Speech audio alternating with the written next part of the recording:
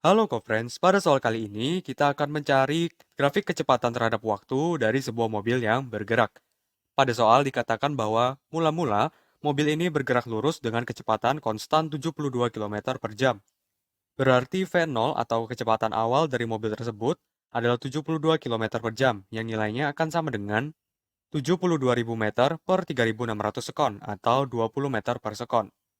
Setelah bergerak secara konstan dengan kecepatan 20 meter per sekon, mobil kemudian dipercepat dengan percepatan 3 meter per sekon selama 10 detik.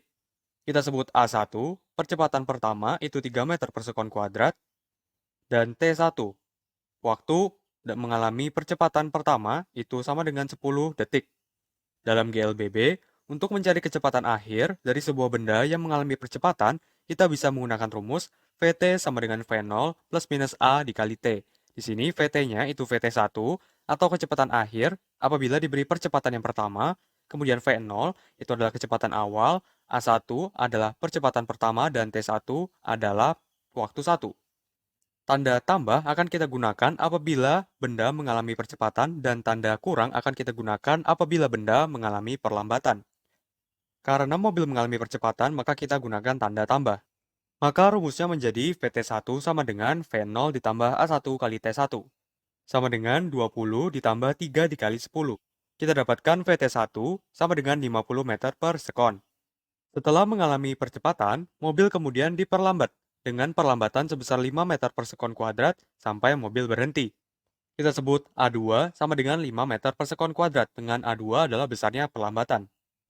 Karena pada soal dikatakan bahwa mobil itu akhirnya berhenti, maka kita bisa simpulkan bahwa VT2 atau kecepatan akhir kedua itu sama dengan 0 meter per sekon.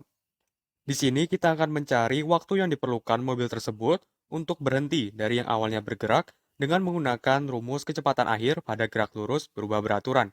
Rumusnya adalah VT2 sama dengan V0 plus minus A2 kali T2. VT2 adalah kecepatan akhir kedua, V0 adalah kecepatan awal. Nah, V0 di sini itu besarnya sama dengan VT1. Karena sebelum diberi perlambatan, mobil tersebut bergerak dengan kecepatan VT1. Kemudian A2 adalah besarnya perlambatan dan T2 adalah waktu kedua atau waktu yang diperlukan untuk mengalami perlambatan sampai berhenti. Nah, karena di sini mobil mengalami perlambatan, maka tanda yang kita gunakan adalah tanda negatif. Rumusnya menjadi VT2 sama dengan VT1 dikurangi A2 dikali T2. Kita substitusikan 0 sama dengan 50 dikurangi 5 dikali T2. 5T2 sama dengan 50, kita dapatkan T2 sama dengan 10 detik. Maka dari sini bisa kita simpulkan bahwa jawaban yang paling tepat adalah pilihan B. Karena pertama, mobil bergerak dengan kecepatan konstan 20 meter per sekon selama 20 detik, kemudian mengalami percepatan 3 meter per sekon kuadrat selama 10 detik, yang menyebabkan kecepatan akhirnya, yaitu VT1 menjadi 50 meter per sekon, dan mengalami perlambatan sebesar 5 meter per sekon kuadrat, sehingga menyebabkan perubahan kecepatan dari 50 meter per sekon menjadi 0 dalam waktu 10 detik.